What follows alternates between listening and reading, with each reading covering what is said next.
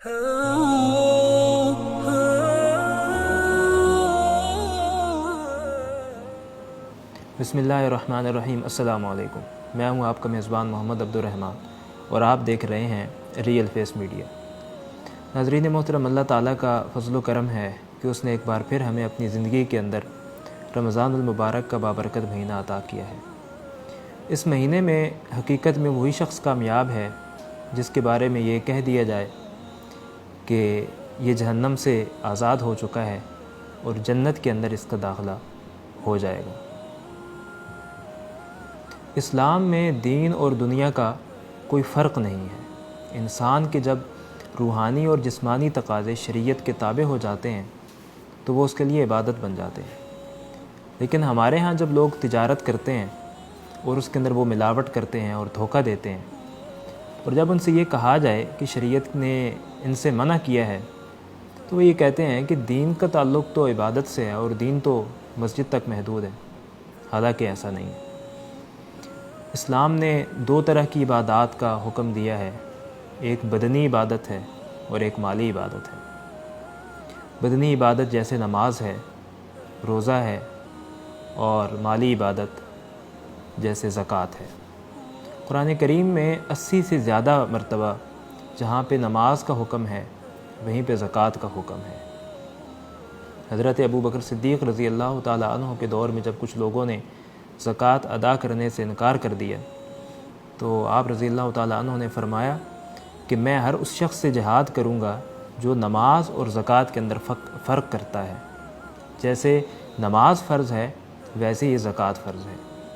लेकिन हमारे यहाँ आम तौर पे ज़कात की अदायगी के अंदर कोताही बरती जाती है। मिसाल के तौर पर हमारे यहाँ ज़कात बाकायदा सही हिसाब लगाकर अदा नहीं की जाती। जहाँ पे करोड़ों रुपए ज़कात बनती है वहाँ पे लाखों रुपए ज़कात दे के फ़ारिग हो जाते हैं, और जहाँ पे लाखों रुपए ज़कात बनती है वहाँ पे सैकड़ों रुपए ज़कात दे के फ़ारिग हो जाते हैं। हालांकि ऐसा नहीं है। ज़कात का जो निसाब शरीयत ने मुकर्रर किया है उसी के मुताबिक ज़कात अदा करनी चाहिए। आम तौर पे तिजारत के माल पर ज़कात अदा नहीं की जाती, हालांकि उसके ऊपर भी ज़कात अदा करनी चाहिए। दूसरी जो बड़ी कोताही हमारे यहाँ होती है वो ये है कि हम इबादत को करने के लिए जो मेहनत है वो मेहनत हम नहीं करते। हर एक काम को करने के लिए मेहनत होती है, तो हमें कम से कम जितनी मेहनत जिस काम के लिए दरकार होती है उतनी मेहनत तो करनी चाहिए। ज़कात आम तौर पर उसके बारे में तहकीक नहीं की जाती और वो किसी ऐसे शख्स को दे दी जाती है जो उसका मुस्तहिक नहीं होता।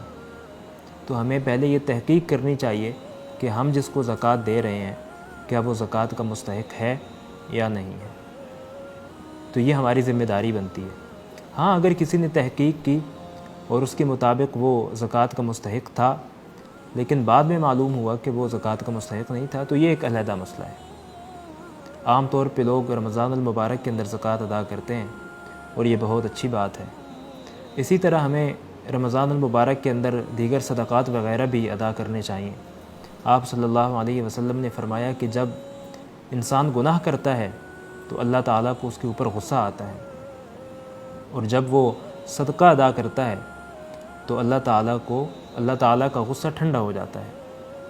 सहाबाए किराम का ईसार उसकी मिसाल हमें मिलती है और हमें ये चाहिए कि हम उस तरह का ईसार अपनाने की कोशिश करें। एक दफ़ा एक शख्स नबी करीम सल्लल्लाहु अलैहि वसल्लम की बारगाह में हाज़िर हुआ और कहा कि या रसूल अल्लाह, मुझे खाने की भूख है। आप सल्लल्लाहु अलैहि वसल्लम ने अपने घर से पता करवाया तो जवाब मिला कि घर में खाने को कुछ नहीं है। तो आपने सहाबाए किराम से फ़रमाया कि कौन है जो इस शख्स की मेहमान नवाज़ी करेगा। तो एक सहाबी रसूल खड़े हुए और उन्होंने कहा कि या रसूल अल्लाह, मैं इसकी मेहमान नवाज़ी करूँगा। तो वो उसको लेकर अपने घर चले गए और घर से पूछा कि खाने के लिए क्या है। तो जवाब मिला कि एक वक्त का खाना है जो बच्चों के लिए। तो उन सहाबी ने अपनी अहलिया से कहा कि बच्चों को बहला कर सुला दो, आज हमारे घर एक मेहमान आए हैं और उनकी मेहमान नवाज़ी का हुक्म रसूलुल्लाह सल्लल्लाहु अलैहि वसल्लम ने दिया है। और जब तुम खाना मेहमान के सामने पेश करो तो चिराग को सही करने के बहाने उसको बुझा देना, ताकि मेहमान ये समझे कि हम भी उसके साथ खाने में शरीक हैं। تو اگلے دن جب وہ صحابی نبی کریم صلی اللہ علیہ وسلم کے پاس حاضر ہوئے تو آپ صلی اللہ علیہ وآلہ وسلم نے فرمایا کہ تمہاری مہمان نوازی کا انداز اللہ تعالیٰ کو بہت پسند آیا۔ یہ وہ ایثار ہے جس کی اختیار کرنے کی ہمیں کوشش کرنی چاہیے۔ ہمارے ہاں عام طور پہ اس طرح کا ایثار اختیار کرنے کی کوشش نہیں کی جاتی۔ حضرت یوسف علیہ السلام سے کسی نے پوچھا کہ آپ کے پاس تو مصر کے خزانے ہیں، پھر آپ دن کے وقت میں روزہ کیوں رکھتے ہیں؟ تو آپ علیہ السلام نے فرمایا کہ میں روزہ اس لیے رکھتا ہوں کہ ایسا نہ ہو کہ میرا پیٹ بھرا رہے اور مجھے بھوک کا احساس نہ ہو۔ تو رمضان المبارک میں ہمیں ان لوگوں کا بھی خیال کرنا چاہیے جن کے پاس کھانے کو کچھ نہیں ہوتا۔ اللہ تعالی ہمیں دین کی تعلیمات پر عمل پیرا ہونے کی توفیق عطا فرمائے۔ وما علینا الا البلاغ۔